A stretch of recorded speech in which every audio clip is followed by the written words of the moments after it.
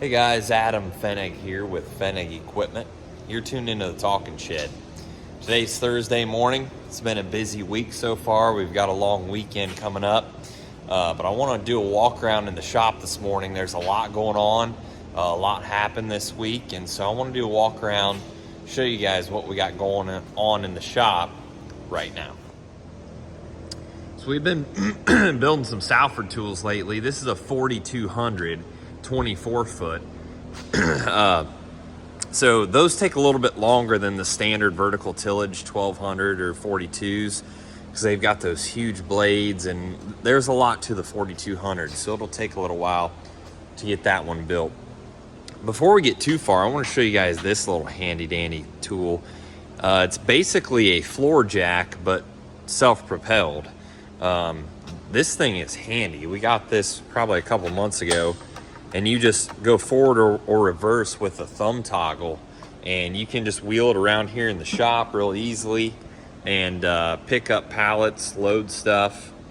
That thing's really nice. A walk behind floor jack. If any of you guys have got shops where you move a lot of crates and pallets, I would highly suggest something like that. We tend to use that in here even as often as the Ryder forklifts. So you can see just about how many pieces some of these Salford tools come in. You know, we've got all the tires, stack of blades, all of the U-bolts, the thick instruction booklet on how to piece it all together. Look at all those U-bolts. Pins, bolts, nuts, all types of stuff.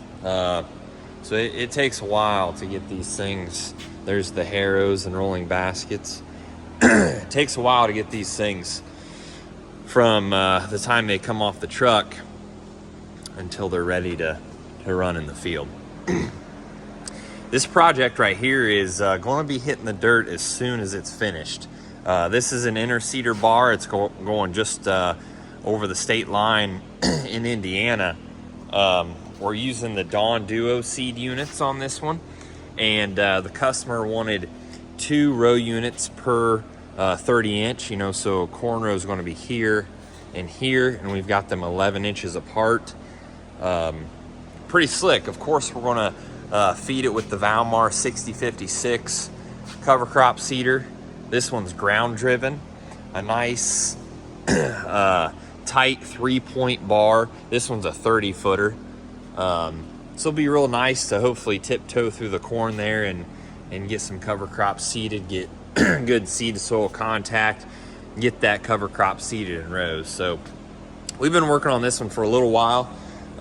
Should wrap it up here this morning or early afternoon, and Sam came through clutch for us on these mount brackets to mount this seeder. Look pretty sharp, got them powder coated. So got her mounted up there real nice. So we can't wait to see that one in action. That'll be running maybe yet today, I don't know. Over here's something real similar too. Devin pieced together this S2S bar.